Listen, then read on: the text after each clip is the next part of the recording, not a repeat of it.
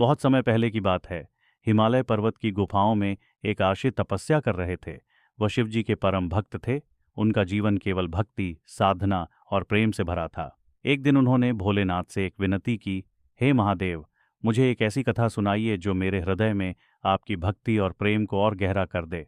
तभी एक दिव्य प्रकाश हुआ और शिव जी स्वयं प्रकट हो गए।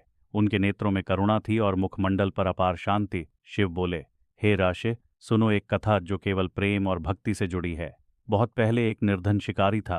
उसका नाम भिल्लू था। वह जंगल में जानवरों का शिकार कर पेट भरता था। एक बार कई दिनों तक उसे कोई शिकार नहीं मिला। भूखा प्यासा वह एक पेड़ पर चढ़ा और रात वहीं बिताने लगा। संयोगवश वह पेड़ बेलपत्र का था और उसके नीचे एक शिवलिंग था जिसे वह नहीं जानता था। रात को बारिश होने लगी। शिकारी बचने के लिए पत्ते तोड़कर नीचे गिराता रहा ताकि वह सूखा रहे। अगले दिन सूरज निकला तो उसे आभास हुआ कि उसने जो बेलपत्र गिराए थे वे शिवलिंग पर चढ़े हैं। तभी एक साधु वहां आए और बोले, हे भिल्लू, तू धन्य है। अनजाने में भी तूने जो पूजा की है वह शिव को अत्यंत प्रिय है। यह सुनकर भिल्लू भाव विभोर हो गया। उसी दिन से वह शिकार छोड़कर शिव भक्ति में लीन हो गया।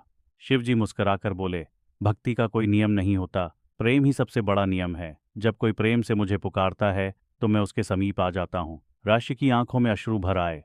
उन्होंने शिवजी के चरणों में सिर झुका दिया और कहा, हे प्रभु, आपने जो कथा सुनाई वह मेरे जीवन का सार बन गई है। अब मैं समझ गया हूं कि सच्ची भक्ति दिखावे से नहीं, दिल से होती है।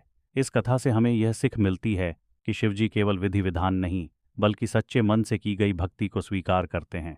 कोई गरीब हो या अमीर, ज्ञानी हो या अज्ञानी, अगर उसके मन में शिव के लिए प्रेम है तो वह शिव का प्रिय है